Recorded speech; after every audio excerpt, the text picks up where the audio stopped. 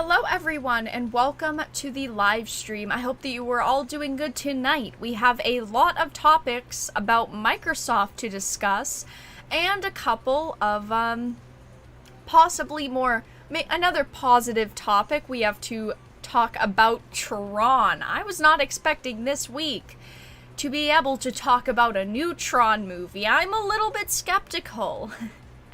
I'll be honest. But it's still not something I expected to discuss this week. So, in this live stream, we are going to be discussing the new Tron movie announcement. We don't know too much about it, unfortunately, but it was officially announced. Disney is going ahead with a new Tron movie. Ladies and gentlemen,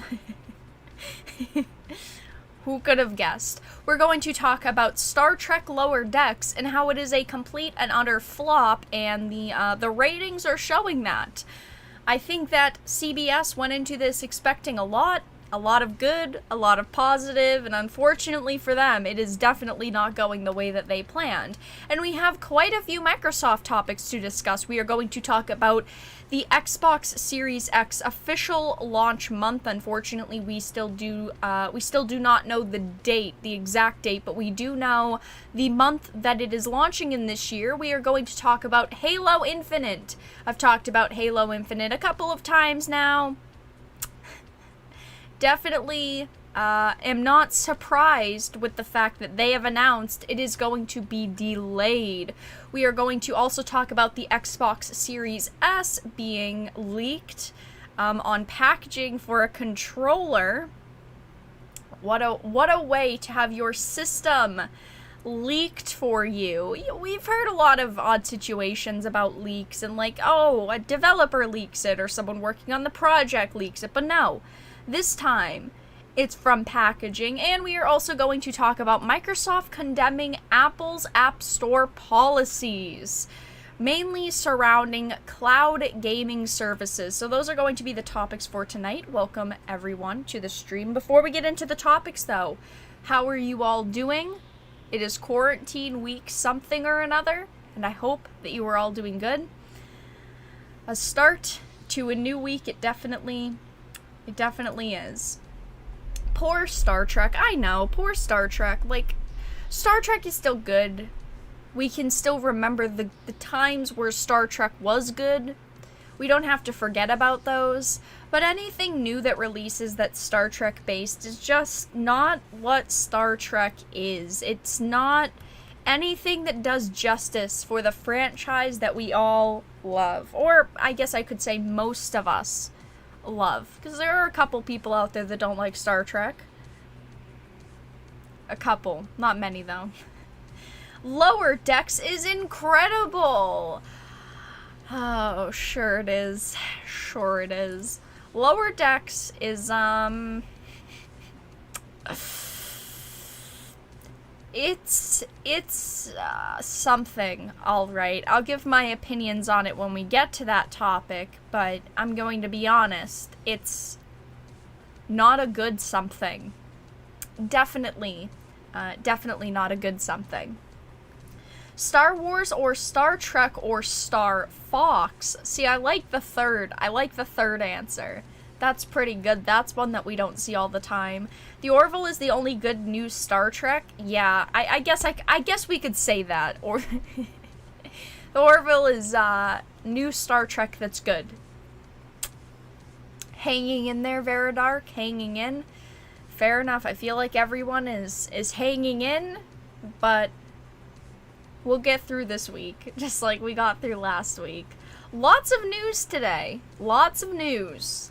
Microsoft just decided, well, today is the day we're going to announce a bunch of stuff, whether you're prepared for it or not. Tron is dead, let it rest in peace. I don't think that Tron is dead. I was a big fan of the 2010 sequel. I know a lot of other people liked it as well.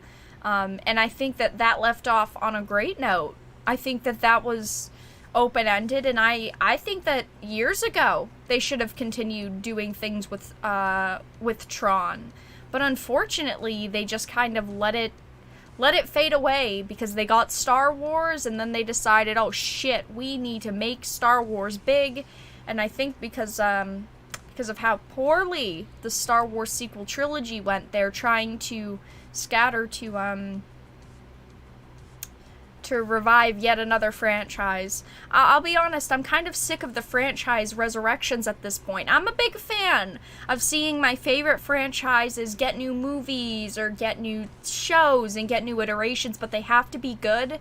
And unfortunately, 90% of the time, they are just not good anymore, which is a shame, because when they reboot a franchise, you have such high expectations, and then everything turns into shit. And then you say, I shouldn't have been greedy, and, well, we all get greedy for our favorite franchises, let's be honest. I mean, look at the Amazon Lord of the Rings series.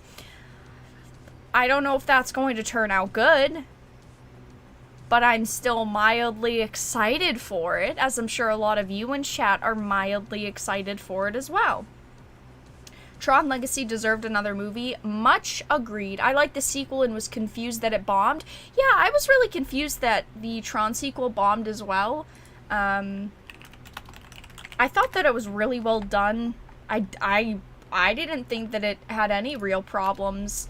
Let me look at what the score technically is sitting at today. So the Rotten Tomatoes score for it is a 63%. So it's almost an average. It's a little bit below average. Nah.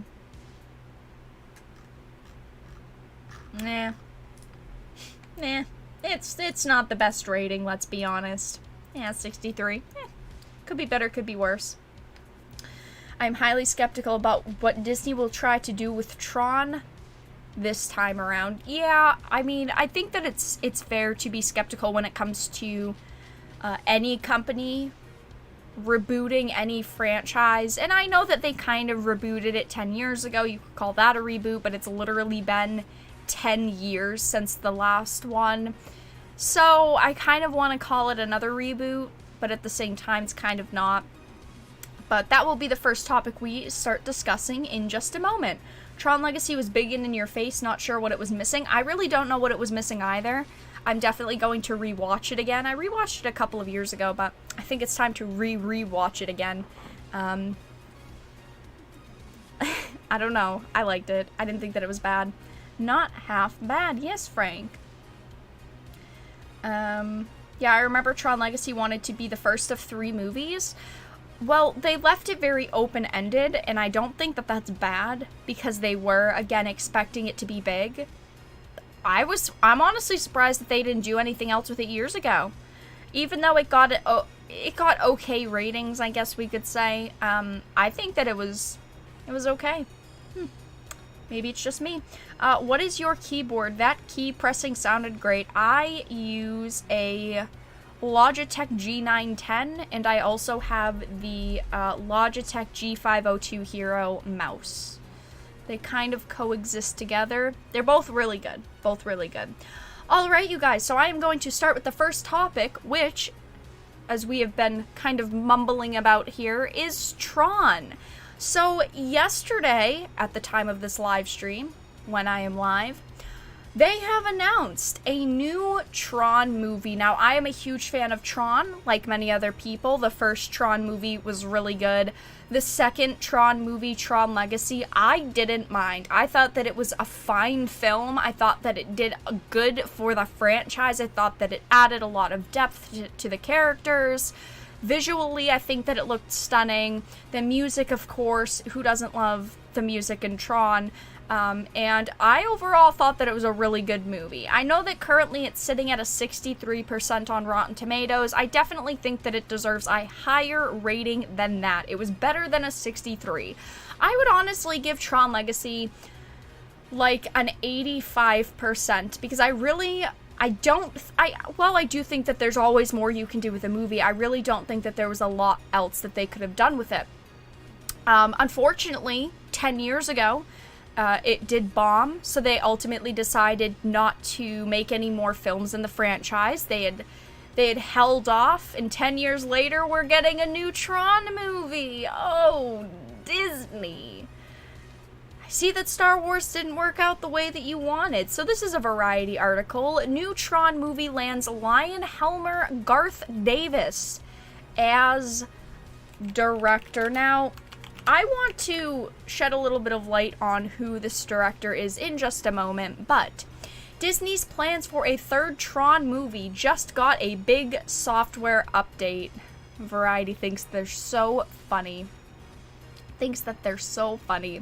Garth Davis, who made his feature directing debut with the 2016 biographical drama Lion, has signed on to direct a new Tron movie for the studio, Variety has confirmed.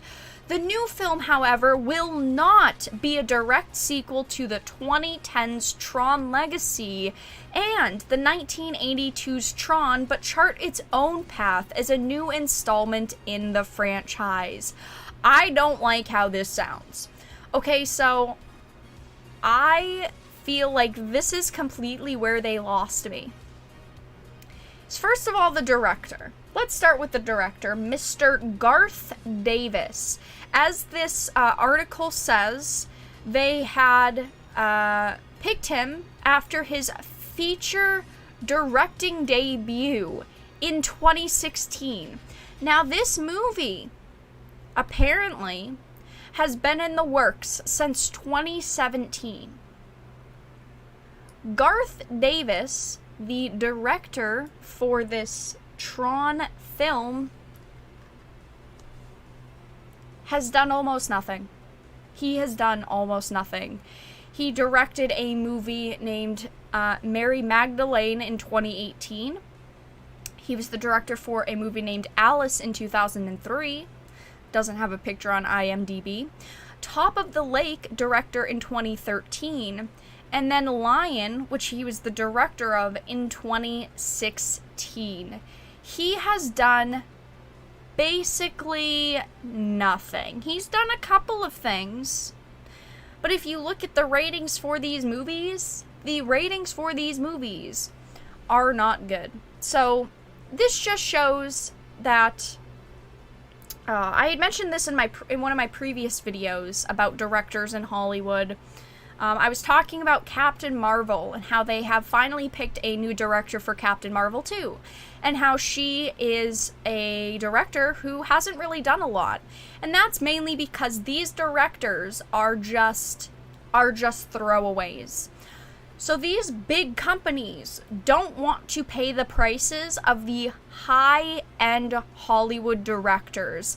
They want what they want done. So they are picking brand new directors that have done not a lot, that will be so incredibly grateful to work on these movies that they basically do whatever the Disney executives say. The Disney executives give them a list, hey, make us this movie, and these directors are going to. Whereas if you picked someone huge, like Denis Villeneuve, or you picked, like, I don't know, a large director, those directors aren't going to do exactly what you want. They have their own visions, they have their own freedoms, and they know what they're worth.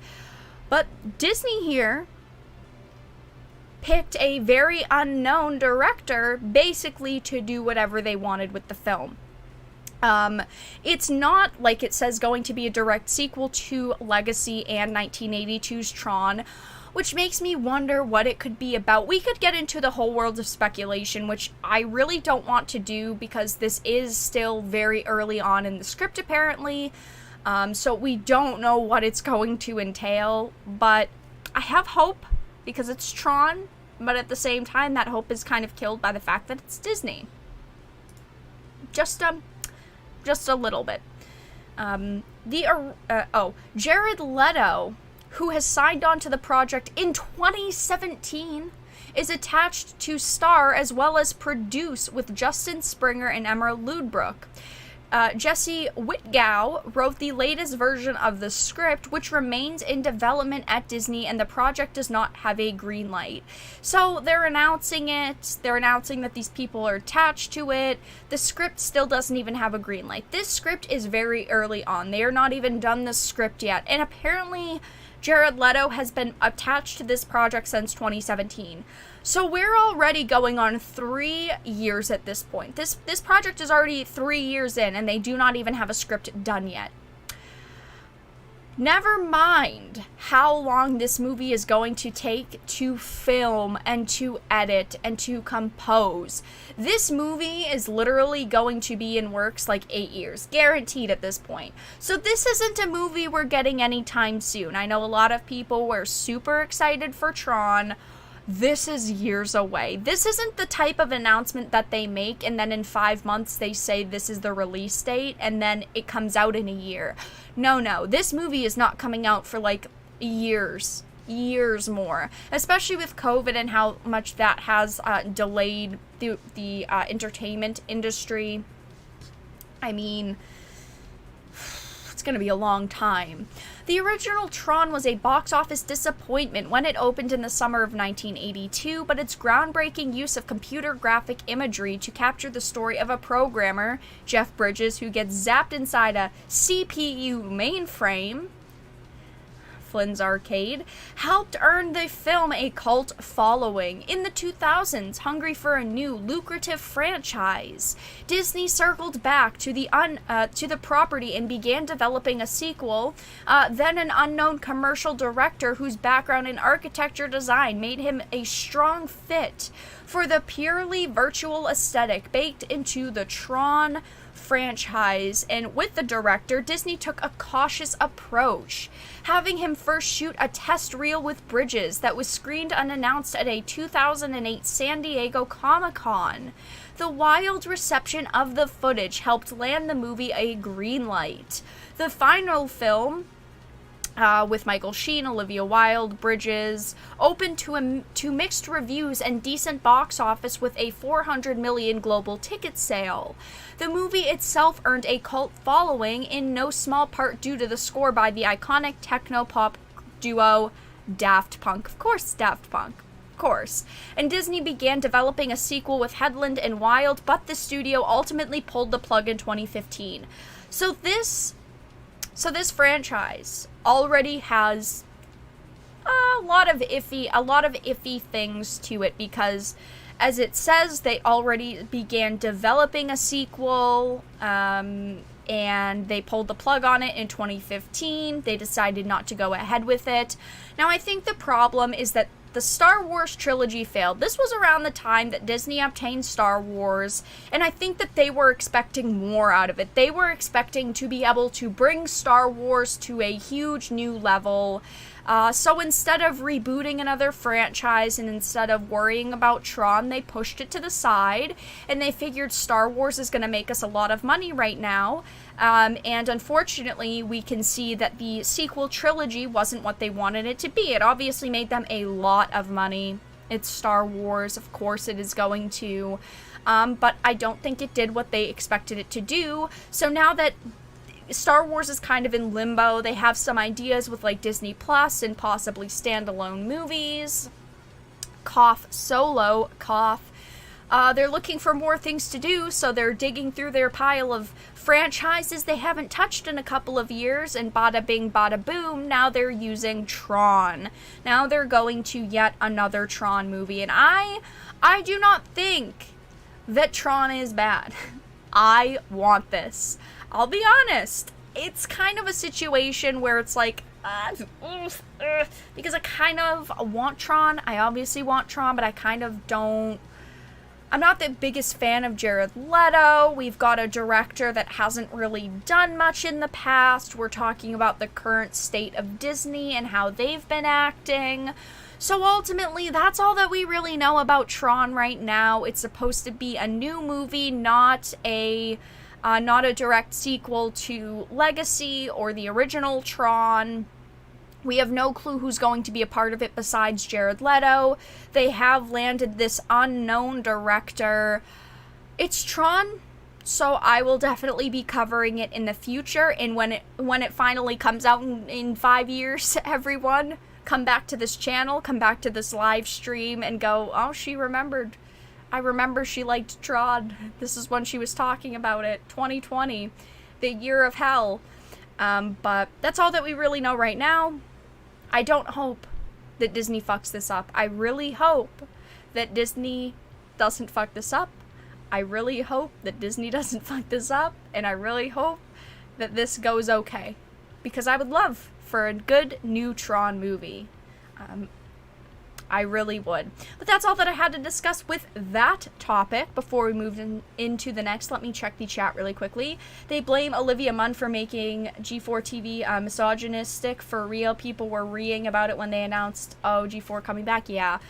Well, Olivia Munn, surprisingly, doesn't really have a lot of fans. She is someone that really is disliked for some reason, and I really don't know why. I've never minded her. I think that she's always done good in everything that I've seen her in. I don't mind her at all. Olivia Munn was also in The Predator, 2018, X-Men Apocalypse. Yeah, I like her. I'm not against her, but it doesn't sound like she will be in this. It doesn't sound like the son of Flynn will be in it either, which is so heartbreaking, because with the way that Tron Legacy left off, I was expecting it to be a trilogy, and I wasn't opposed to that. But it is what it is. This is supposed to be a new story, a new age. I'm gonna assume it's gonna be many, many, many years later. Maybe they'll at least reference Flynn, son of Flynn, something, who knows. We have to see. The script isn't even done yet. They're not even close to having the script done. So, it's going to be a while. 5 years, that's my estimate. Maybe 4.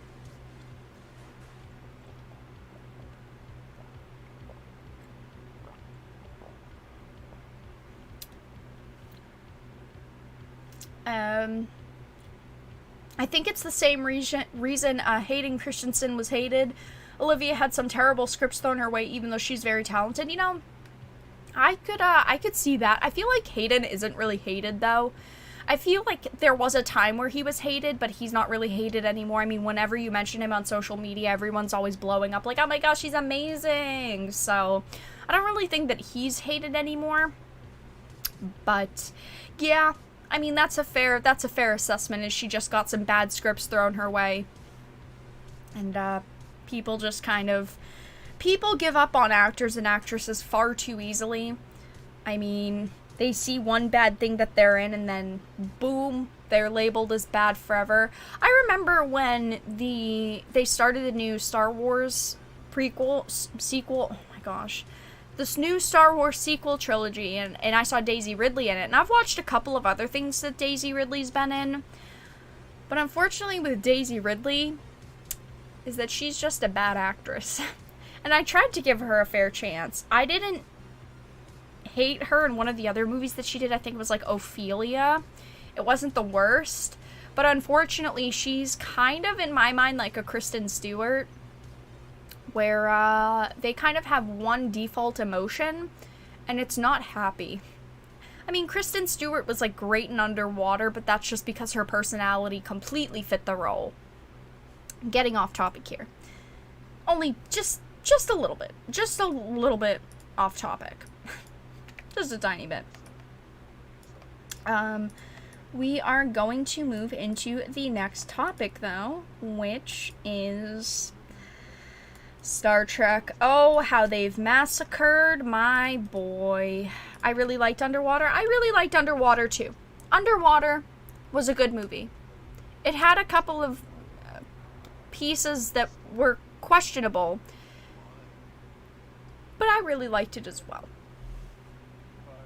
It was a great movie.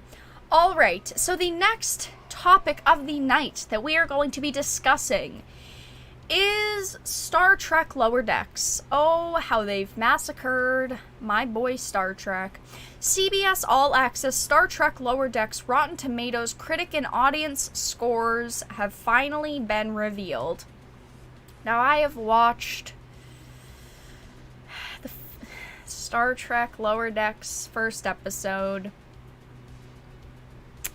I told myself I wasn't going to, and then I said, okay. Can't judge it without seeing it, because maybe I'll be that one person that loves it. Oh my gosh, it's awful. Who is this for? I mean, it's not good. It's Star Trek Rick and Morty, but the problem is that doesn't work. It doesn't work at all. We're talking about Star Trek here. So, this is a Bounding Into Comics article. CBS All Access Star Trek Lower Decks Rotten Tomatoes critic and audience scores revealed, and apparently it is not just myself who disliked this show. I don't know why they thought that this was good.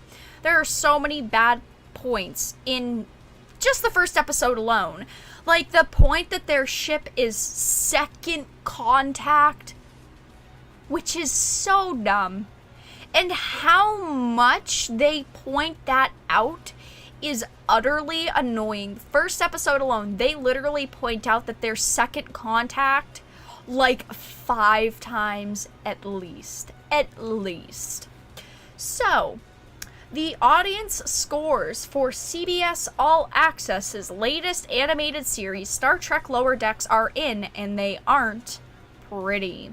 On Rotten Tomatoes, the Tomatoer score is currently at 61% from 31 critic ratings. It has 19 fresh ratings and 12 rotten ratings with an average score of 6.5 out of 10.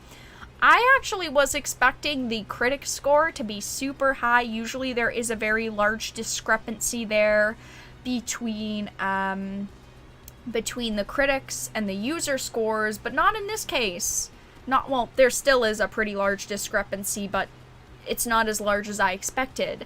However, if you look at their top critics, the score radically changes to a mere 27% from 11 critics, with 3 giving it a fresh score and 8 giving it a rotten score.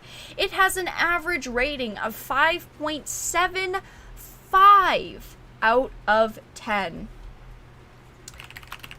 I am just checking the Rotten Tomatoes score now, since this article is from 2 days ago. Let me see. Yeah, it says the average critic score is 63% right now, and the average audience score is a 32. 32! So, one of the reviewers from Roger Ebert gives the show a rotten score. She writes, Lower Decks is amusing but slight and needs a clearer course forward to demonstrate whether the angle it brings to Star Trek has singularity or longevity. Glenn Weldon at NPR gives the show a fresh score. He writes, the show's at its strongest when it sticks closely to its premise. Background Trek characters going about their days, intersecting with the glamorous bridge crew only glancingly, if at all. Mike Hale at the New York Times gives the show a rotten score. He writes, it's a smooth and zippy package, but it doesn't register very strongly as either a geek fest or a transgressive satire, which is another way of saying it's not funny at all. Wherever it's going, it's not going very boldly. Ha ha ha. I like that one. Wherever it's going, it's not going very boldly. A woman at The Vulture gives the show a rotten score, and she has written, when I watch Star Trek, I always hope for awe. Lower Decks, Varadark, a good reverend. Donation. Thank you so much for the donation. I do appreciate it, Christopher. Thank you, thank you.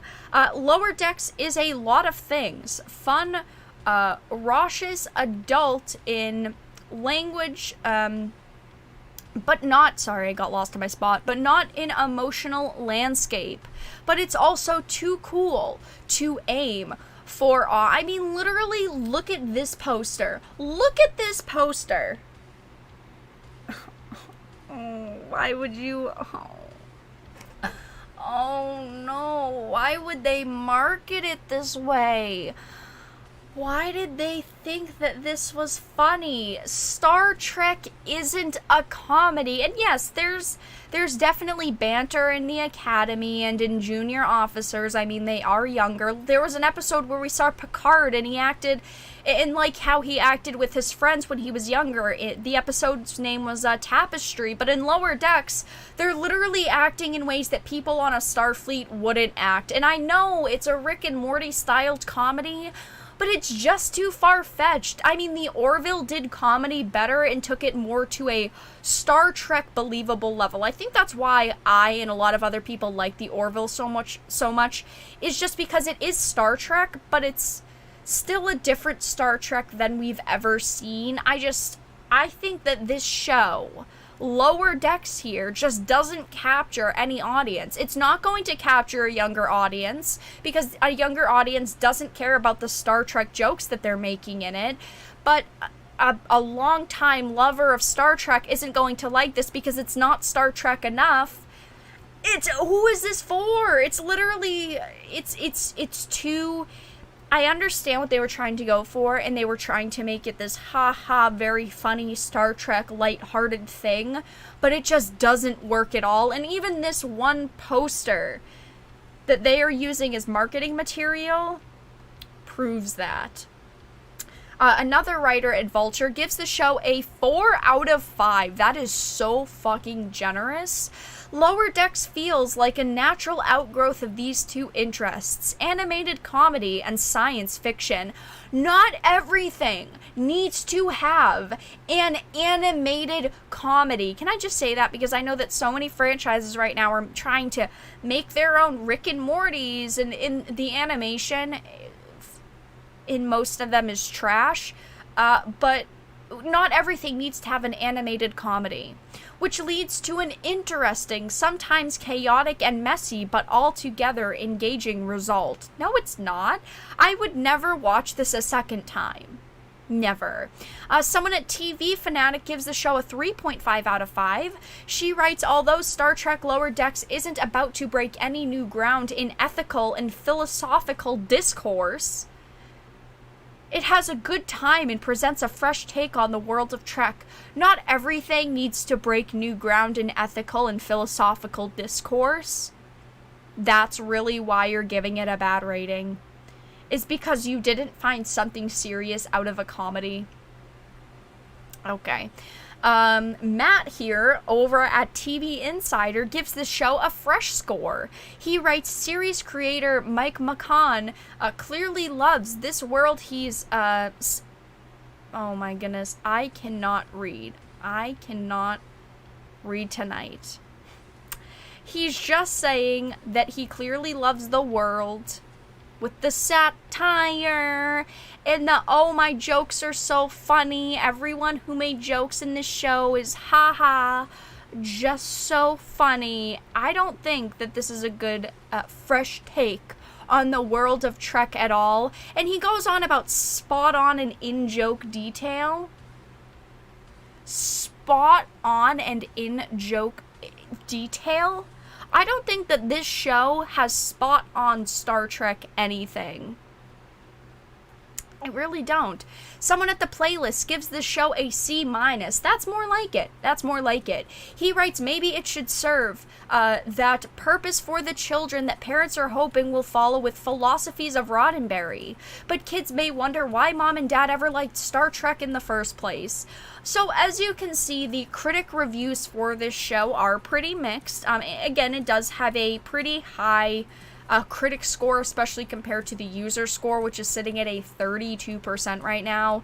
But as someone who loves Star Trek and is really into Star Trek, and usually what comes out for Star Trek besides Discovery, I think that this show is really bad so far. It goes on to read a couple more. Ryan Britt at Den of Geeks gives the show a 4 out of 5. He writes, the first episode of Lower Decks isn't perfect, but because Second Contact has narrowed down the focus of Star Trek, it's actually made the stories less about those space zombies and more about the characters. Those space zombies, he says. Has he watched any Star Trek besides maybe a couple episodes of the newer series? Josh Rivera at The Verge gives the show a rotten score. He writes, as a result, the show fails to distinguish itself, even as it is well animated and performed. In most cases, that's fine, but there are moments when Lower Decks entirely in passing makes jokes that suggest an altogether more interesting show. And as it says, the audience score on Rotten Tomatoes is currently sitting at a rotten 33%, so it has gone down by 1%. With an average rating of 2.17 stars from 43 reviews. Right now, does it say? It actually doesn't on Metacritic. Metacritic, on Rotten Tomatoes, say how many reviews have been left, which is interesting. It literally just says 63 average, critic and 32% average audience. There are no single-handed reviews to read. But that's all that I really had to say about Star Trek. Unfortunately, I do not think that Star Trek Lower Decks was what many people wanted. It has a couple of moments, couple of quips that are maybe funny, maybe a little bit haha, get a laugh out of you.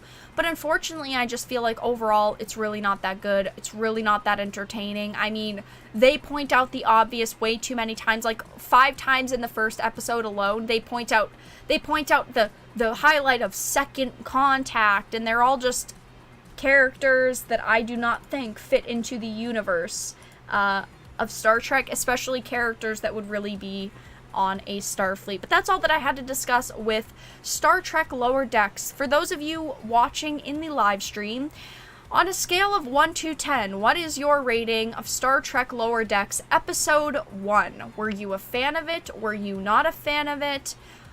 Do you think it has potential, or do you think that it is going to be dead in the water? I'm curious. Romulan whiskey, anyone? Yeah, Romulan whiskey, anyone? That's not supposed to be on the Starfleet. Well, it is. Haha. Oh yeah, so funny, you guys. So funny. I only watched the preview, never watched the episode. I figured it would be extremely unfair for me to give it a review if I haven't watched it yet. Don't watch it. 2.3 out of 10. Yeah, I could see maybe a 2.3 out of 10. I mean, the animation's not bad. The animation is definitely better than half of the Rick and Morty clones that are coming out right now. So many of these Rick and Morty clones look like absolute garbage. So at least this one doesn't. At least it looks better than its competitors. I'll give them that. I'm not too mad at that.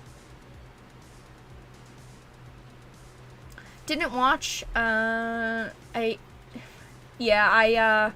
understand why you didn't watch it. Definitely. I see a lot of people in chat saying it's dead in the water and that they didn't watch it, but I watched it. It was, not amazing. Definitely not amazing.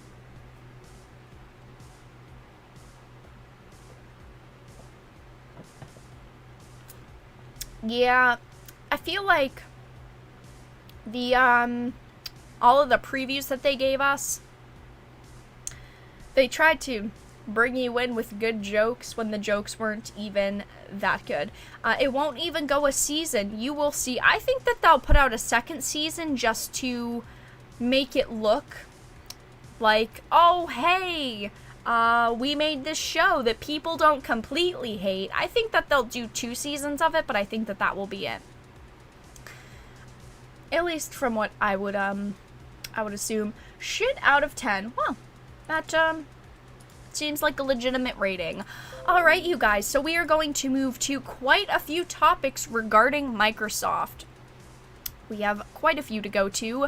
The first announcement that I will be discussing is probably the largest announcement of the day, which is Microsoft has officially confirmed when the Xbox Series X will be launching. Now, we do not, unfortunately, have an official day down to the minute, 12 a.m., you know?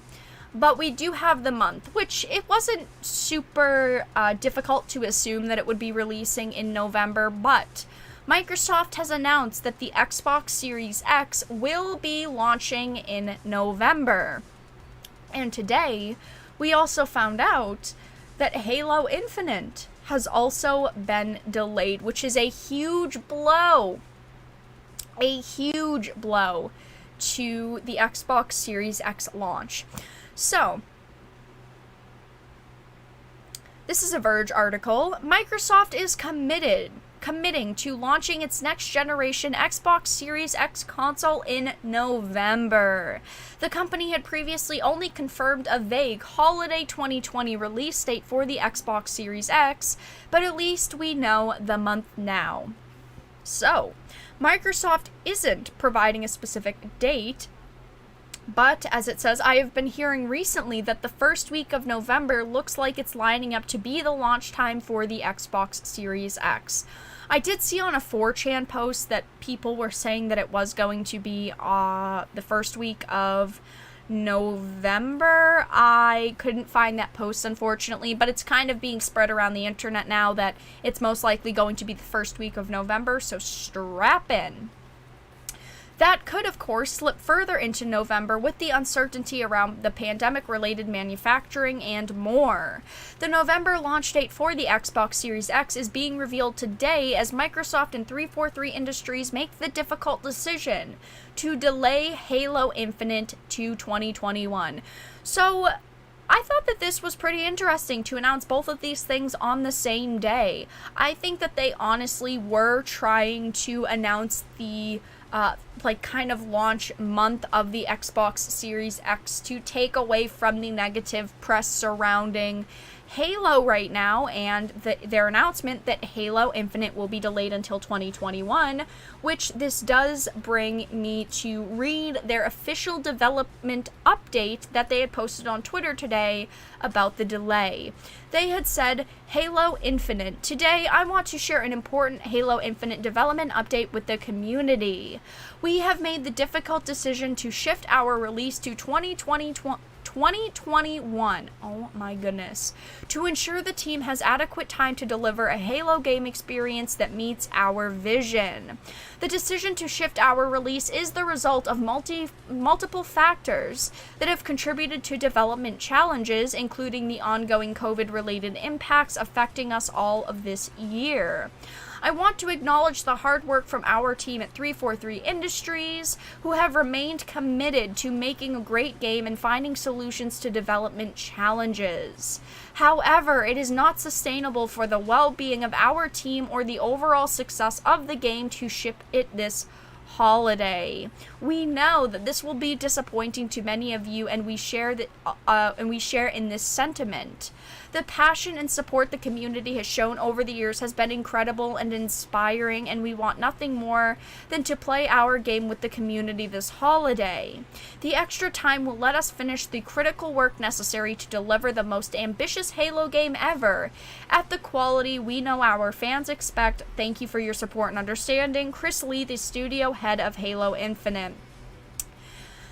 I am not very surprised by this. So a couple of weeks ago, I had live streamed the Xbox event where they had showed off some of the next generation games, and the launch titles, and Halo Infinite was shown. It was the first time that we had seen really anything about Halo Infinite, and it looked rough. At first glance, it really didn't look that bad, but once you saw the still images and you kind of saw what wasn't well tuned, you could see the glaringly obvious problems with it. I would rather a game be held back and the developers take the time to make it good than have it launch in a really shitty and poor state, because once a game is launched, it's launched.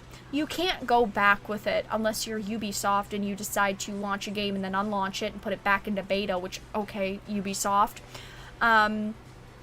Most of the time, you can't go back. Once it's launched, it's launched. That is how everyone will forever see it. It's kind of like Fallout 76. Most people wish that they had held back Fallout 76 and they had just made it a really good game and they had taken their time on it and fine polished it, even if it took like half a year more. But they unfortunately did not do that. And they have said that Halo Infinite is supposed to be a Halo game that they want to work on for like 10 years. They've literally said that they want this Halo game to basically be the only Halo game anyone is ever going to need. But the Verge article continues after the statement from Halo on Twitter. The lack of Halo Infinite does mean there will be no big launch title for the Xbox Series X later this year. This is a huge problem that really made me question how many people are going to buy the Xbox Series X at launch. In a moment, I will go over some of the Xbox Series X launch titles, but without having Halo on that list, it honestly is not looking hot. As someone that plans to buy the new consoles on launch, as someone that bought the new consoles on launch the last time around, that is obviously a console gamer, I think that this does really hurt Microsoft, because a lot of people were planning to go and pick up Halo Infinite with their Xbox Series X's. So Microsoft is choosing to highlight Xbox Game Pass along more than 50 new games that are launching this year, with optimizations for Series X. More than 40 existing games will also be optimized for the Xbox Series X, which can include anything from hardware-accelerated DirectX ray tracing, 120 FPS, faster loading times, and quick resume support. Existing backwards compatible games across the Xbox 360 One will also run on the Series X when it launches in November. And now we're waiting to hear exactly when it will be available, its price, and when people can start pre-ordering the next generation console. I think in the next probably month we will get an event from Microsoft showing off probably the price and the official day that it is going to release, or so I would assume. But I think that they are just kind of taking it slow right now, and they're waiting for Sony to make a move, that's for sure. So I wanted to very quickly kind of go over some of the games that we are supposed to be seeing with the launch of the Xbox Series X. So right now, this is every launch title confirmed for Microsoft's beastly Xbox Series X. And I'm also going to talk about the Series S in just a moment. Actually, I could talk about the Series S first. Why not?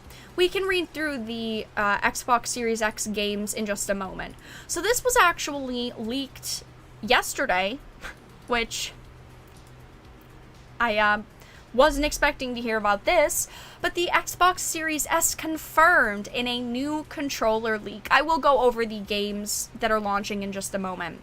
A white next-gen Xbox controller has surfaced online, and it mentions the Xbox Series S specifically. We all had the sneaking suspicion that there would be an alternate Xbox.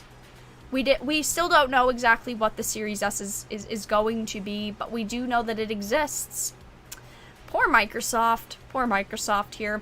One of Microsoft's worst kept next generation secrets is the rumored second Xbox that will live alongside the Xbox Series X, which is believed to be called the Xbox Series S. Now, with even more evidence of the console has emerged in the wild thanks to a controller that seemingly went on sale a little bit too early, effectively confirming the existence of a second console as well as its name. The Verge has confirmed that the leaked image making the rounds as of today, which was yesterday, of a white next-generation Xbox controller are indeed real. The text on the packaging mentions that the controller works on the Xbox Series X and on the Xbox Series S consoles, the latter of which has not yet been announced. The controller will also work on the standard Xbox One and PC, as well as iOS and Android for xCloud streaming. As the second console has not yet been announced, we have no official details on the differences between the S and the X. I'm sure that when they officially announce the Series X launch date, and they also announce the price. I'm sure that we will get the information on the S, but we haven't heard anything about that yet. I'm sure that Microsoft is probably rushing to get a presentation together and finally just announce everything, I would assume. But here are the photos. Here are the photos, and here is the one that proves that yes, indeed, the S does exist. It says for Xbox Series X, S, 1, Windows 10, Android, and iOS. Microsoft got screwed over with this. Poor Microsoft. I mean, I kind of want to say poor Microsoft, but at the same time I don't, because Microsoft, they're a huge company. They don't need our pity. Now, following this, another of these new Xbox controllers was found in the wild, as shared on Reddit in the post embedded below, and it features the same packaging that references the Series S. Both controllers were reportedly sold in the Chicago area, so it sounds like someone in the Chicago area is doing a little bit of bad, and they probably shouldn't be selling these early. We don't know if it's like a major retailer or if they accidentally got a shipment sent to them. Who really knows? But apparently people are in fact getting their hands on them, and they are releasing into the wild. So that's all that we know. Expect the announcement soon, but the Xbox Series S is at this point confirmed. We have no other details on it though. iOS, LOL, nope. Yeah, well, we're going to talk about that after we talk about the launch titles. Yeah, iOS, haha, nope. Ooh. Ooh, okay. So I thought that we could really quickly go over the launch title list for the Xbox Series X. Now that Halo Infinite is not going to be on this list, even though this list still does say that Halo will be launching on release. So we have Yakuza Like a Dragon. We have The Ascent, which is supposed to be a nice middle area between Cyberpunk 2077 and Diablo. We have Vampire the Masquerade Bloodlines 2. That sounds pretty interesting. I'm interested. Not so much in the next one. Madden NFL 21. We have Assassin's Creed Valhalla, the one game. Well, there's like 3 games on this list, but one of the only games on this list that I'm actually excited for. We have Observer System Redux. It's from Bloober Team. We have The Medium, one of the other games that I'm mildly excited for on this list. We have WRC9, another racing game. Call of Duty Warzone, which is already out on other platforms. Of course, I'm sure the new Call of Duty game will be on the Xbox Series X. Halo Infinite. Poor Halo Infinite. It only got number 8 on this list, and it's not even going to be coming out at launch. We have Dirt 5. Call of the Sea. Rainbow Six Siege. Again, do we really need to say Rainbow Six Siege? Outriders. A game that I'm actually mildly curious in. We have Watch Dogs Legion, again, another larger game, of course. Watch Dogs has a pretty dedicated fan base to it. Gods and Monsters, probably the game on this list that I am the most excited for. It is a new IP from Ubisoft. And Hellblade: Senua's Sacrifice number 2. So those are going to be the largest, probably the largest releases for the Xbox Series X and now S launch. A lot of these games do sound good, but I still honestly think without Halo Infinite pulling in those sales, their sales numbers are going to be lower than they expected, because I do think that there are people who were going to purchase the console solely for Halo Infinite. But I'm going to move on to the final topic of the night, which again is a Microsoft-based topic, which is why we were laughing about how the side of the Xbox controller says iOS. The Xbox controller right here says just says a little bit of iOS on it, which we think is actually pretty funny now that we can read this article. Microsoft is condemning Apple's App Store policies as Apple will not approve Microsoft's xCloud gaming service. Microsoft is now rebuking Apple over its stringent developer restrictions and its stance on cloud gaming apps, which the iPhone maker does not allow on the App Store for apparent violations of its guidelines that it could change if it really wanted to. But in a statement attributed to a Microsoft spokesperson, the company tells The Verge Apple stands alone as the only general-purpose platform to deny consumers from cloud gaming and game subscription services like Xbox Game Pass. Apple earlier today elaborated on its controversial position to not allow services like Microsoft's upcoming xCloud and the competing Google Stadia platform to exist on the App Store because the company cannot review individual games available on cloud platforms.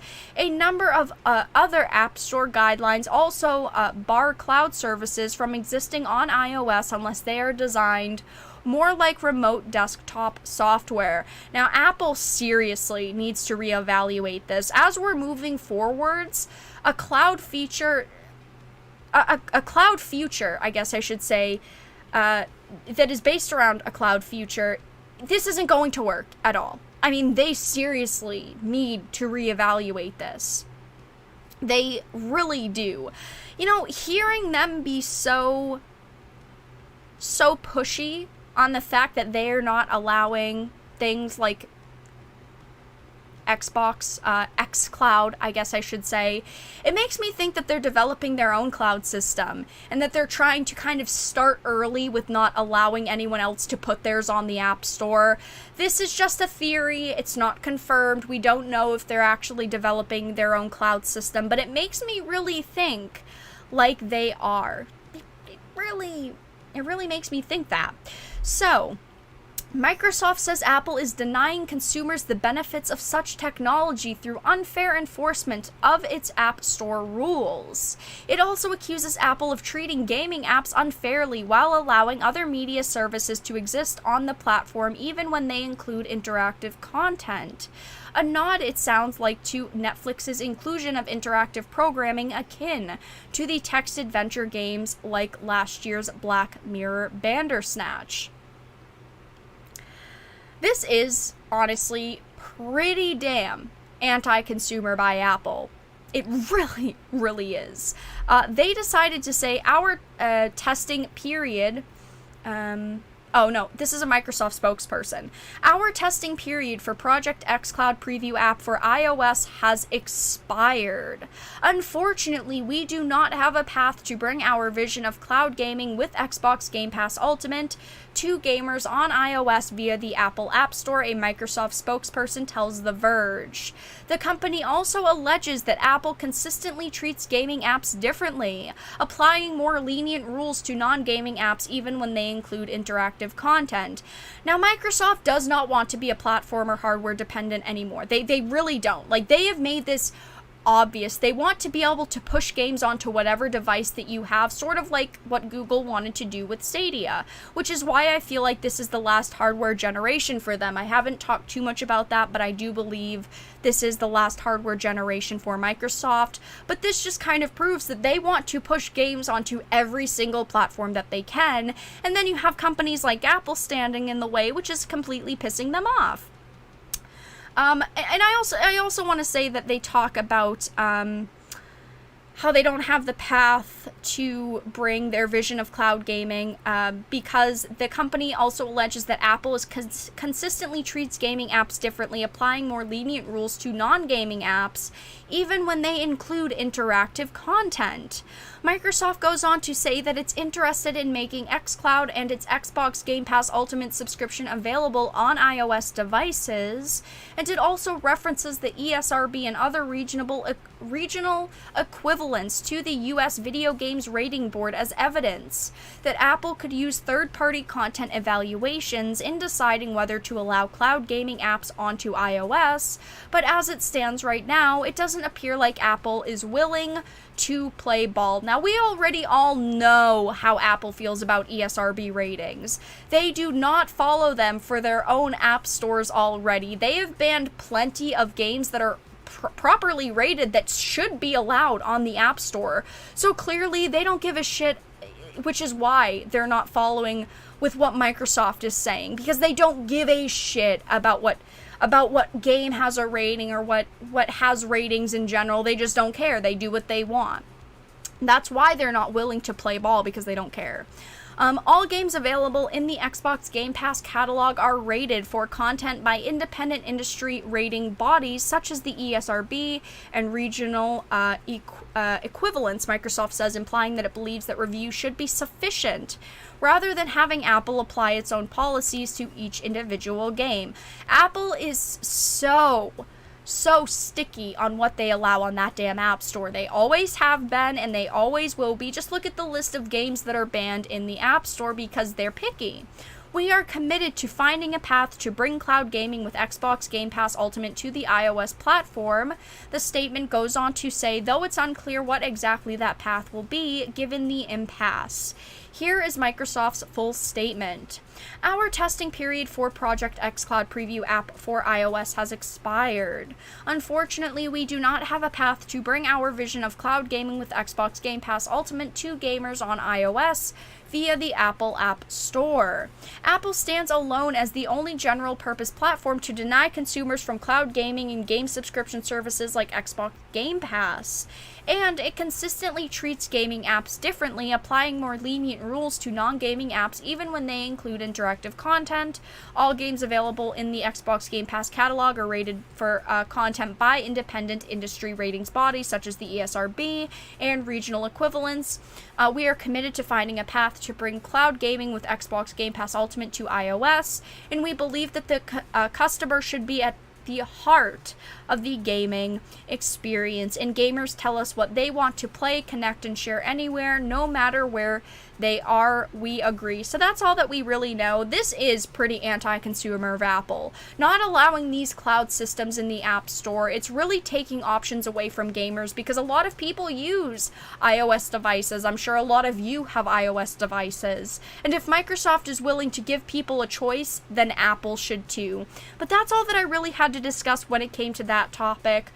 Apparently they're in back and forth right now because Microsoft really wants Xbox Game Pass to be allowed on the App Store, and Apple is not budging. They are not approving xCloud gaming service on iOS currently. This could always change in the future. We're talking about big companies making big deals and doing big things. Hopefully they work something out, but ultimately we don't know. So that's all that I really had to discuss in tonight's live stream. We talked about Microsoft condemning Apple, the Xbox Series S leak. We discussed Halo Infinite's delay, the Xbox Series X officially launching in November. We discussed Star Trek Lower Decks, and we also talked about the brand new Tron movie, which could possibly be a disaster. I will move to the Q&A portion of the live stream, though. If everyone has any questions or topics you would like me to discuss, please feel free to put them into the chat now. I would be happy to read them. This behavior hurts Apple. They gain nothing from it. Well, they gain being assholes. If they really cared about what people wanted, they wouldn't do half of the shit they do. But they do whatever they want because they're such a big company that they feel like they can do whatever they want. Poor neglected Apple users. Yeah, poor neglected Apple users. What a shame. How sad, how disappointing. Oh my. Poor Apple users with their overpriced technology. They gain if they are creating a cloud gaming service themselves. That's true. I have a hunch that they are possibly developing their own cloud service, and they're like trying to start early with not letting anyone else put theirs onto iOS and into the App Store. I mean, obviously, if they did that, there would be a lot of legal problems for them, but it wouldn't surprise me if they were trying to create their own cloud system right now. I mean, we are moving towards a cloud future, so you would think a company like Apple would be looking forward at that and at those possibilities. Didn't you hear Vera's a gamer gator? Oh, Renz. Guys, didn't you hear I'm a gamer gator? Are you going to buy the Xbox Series X? I am. I am going to buy both of the next generation consoles just because I am a content creator. I want to be able to stream the exclusive games for all of you. Obviously, if I wasn't a content creator, then I probably would only purchase one of them. But I will be most likely purchasing both to stream the exclusive games and to be able to test out the exclusive games. Going to play Fall Guys? No. Nope, probably not.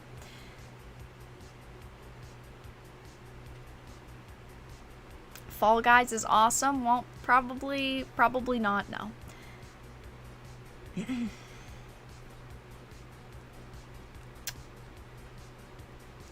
Ryan, I think that it's very confusing when it comes to the names, but they're discontinuing the older consoles. They're discontinuing the Xbox One X, aren't they? Yeah.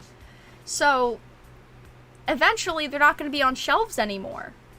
So, yeah, we had the Xbox One, the Xbox One S, the Xbox One X, the Xbox Series X, the Xbox Series S. I mean, it literally hurts my brain so much to have to sit here and read articles where all of these names are so similar. I do think that it will be extremely confusing for parents, but they are discontinuing the older consoles, so maybe by the time holiday comes around, there won't be any in stock, so it won't be very confusing. Dr. Disrespect, yeah, his peak was 511,000 viewers. 500,000. Good for him. I think that he came back. He got the attention and the hype that he wanted. There are people that do not believe him. He says that he does not know why he was banned on Twitch. There are a lot of people that think that he is lying and he does know the exact reason. I mean, it's hard to say, obviously. But if he really doesn't know and Twitch did not tell him, fucking Twitch. Yeah, he peaked at 511,000 viewers. Yeah, good on him. Especially since Twitch banned him for apparently no reason. Well, they have a reason, they just won't tell him the reason. I think his lawyers have said be quiet. Well, during his comeback stream, he had said, I still don't know why. So, it's iffy, because you would think that he just wouldn't make a statement at all then. But in his return live stream, he said that he didn't know why he was banned still. I think that it is a big problem for Twitch to just ban one of your top streamers and not be able to say anything about it. He was banned for being a straight white man with a testosterone count above 100. Probably, Rez, probably. Probably. I don't believe Dr. Disrespect in this as well, sorry. Hey, fair enough. I'm not saying that it's wrong if you don't believe him. It's hard because, like, maybe he doesn't really know, but at the same time, maybe he does know. You know what? I don't know. And that's what matters. I don't know. Yeah, I think that if he knew, he would have sidestepped, as Chris said in chat, and he wouldn't have said, I don't know, because he previously said once that he didn't know. So he could have just not said anything in his return stream. So, yeah, he said that him and his wife, Mrs. Assassin, do not know why he was banned. We want Infinite now. You know, Level Up, I would like Infinite now as well. At the same time, I would rather a game release and not have it be awful. Like, it's hard because I'm a greedy gamer and I want Halo Infinite yesterday. I wanted it last month. But with how rough it looked during their event showing it off, I'd rather the team take the time and perfect it and polish it and give us the best damn game that they can give us. Because we all know if they release a bad game and we pay $60 for it, none of us are going to be happy. So they might as well take the time that they can and hopefully make it good. I mean, it looked rough, everyone. Let's be honest, it looked rough. I hope it comes out good, though. That's all I can say. I hope that it comes out good. I hope that 343 gives us a good game. I hope so. Yeah.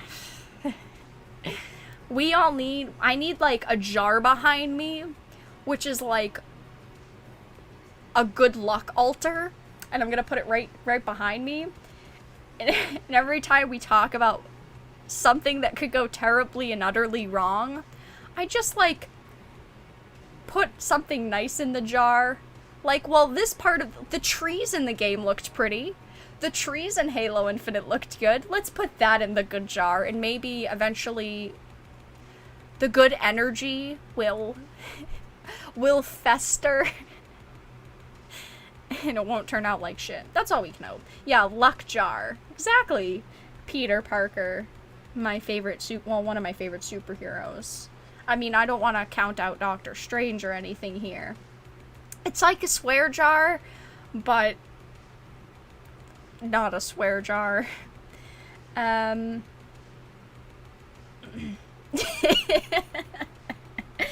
That's a box review. 5 stars. The trees look good. We have to give 343 something here. The trees looked good. I mean, I could go back. The guns looked okay. The guns looked okay. The animations weren't terrible. Positivity, everyone. We must spread the positivity. Tonight we learned Lower Decks got Wonder Woman. I am so sad about Star Trek and it just going not good over the past. I mean, how many years have they been messing up Star Trek now? I've said it before. I think Picard was like a 7 out of 10. I really don't think Picard was the worst Star Trek show ever. But Discovery's terrible. Lower Decks, really bad. I loved Halo 3. I'm about to give a hot take, and I think that Halo 2 is better than Halo 3. I have always said this. And I feel like I'm missing something in Halo 3. Truly. Everyone loves Halo 3. And I've played the Halo games multiple times. Like, I've played them all solo. I've played them all co-op. What am I missing in Halo 3? There's something that I can't figure out. If only Bungie would make Halo. What? I need to play it. You need to play what? Compared to those Cyberpunk 2077 guns, though, the other guns get a 1. Okay, that's unfair, though. If we can't compare Halo guns to Cyberpunk guns. Because of course Cyberpunk is going to win. Oh, actually, when I say that, I'm actually more worried about Halo now. Oh, no. Now you're making me double think. Putting the 5 in the good jar for the guns in the trees. I think that the katanas look amazing in Cyberpunk. Cyber Halo? I mean... Well, I mean... Imagine, like, Master Chief being in Night City. Someone start writing that down. Halo Wars? I'm don't know. I was never the biggest fan of Halo Wars. I actually liked Halo Wars 2 quite a lot. I know that Halo Wars 2 was kind of a flop, wasn't it? I remember they were giving out Halo Wars 2 for free at some point. I think that I purchased, maybe it was my 1660, or maybe, I'm not sure. I bought some PC part and they gave me Halo Wars 2 for free. I was happy about that. Halo Wars 2 Metacritic. Halo Wars 2 has a 6.2 user score.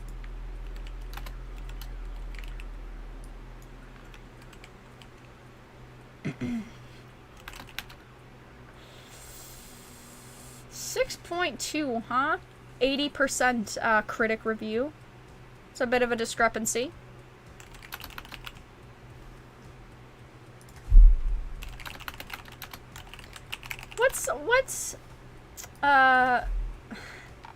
What is Warcraft 3 Rift 4 Metacritic? Is it still the lowest rated Metacritic game for user score? 0.6. Okay. Okay. That's pretty terrible. That's pretty terrible. Yeah. Yeah, that's not good. That is fast typing. I can type pretty fast. 0.6, wow. Well, at one point it was the lowest rated game on Metacritic, and I believe that it was at a 0.3. I believe when it was the lowest rated, it was a 0.3. Well, anyway, it's at a 0.6 right now. Good for them. Getting those 0.3 extra points. Good on them. I didn't purchase Warcraft 3 Reforged. I had told myself I would wait, and I'm glad that I did. If I had ordered that game at launch and it had turned out that awful, I will admit I would have been very, very disappointed. My disappointment is high and my day has been ruined. It's a shame what happened to Blizzard. Oh, Blizzard. They were such a good company. She's Capaldi level typing, hail the 12th Doctor. You know, 12 is my lucky number. So, to be honest, it kind of makes sense that I would be the 12th Doctor. Just to be honest. I look forward to your review for the new Star Wars Squadrons. I have been skeptical since Fallen Order. I really liked Jedi Fallen Order. I thought the Jedi Fallen Order was I don't want to say a fantastic game. It was a very well done game. I wish that it was longer. I wish that they had added more content to it. I wish there was more customization. I wish a couple of things, but overall, for what the game was, I thought that it was really well done, and I enjoyed it. It definitely was not the worst game that I have played ever, but I will definitely be playing Star Wars Squadrons. I am excited to see what it will be, how it will go, and I know that they've said no microtransactions, blah, blah, blah. I'll see, when I see it, I will believe it. But I am going to end the live stream here, everyone. Thank you so much for stopping by for tonight's discussion stream. I really do appreciate it.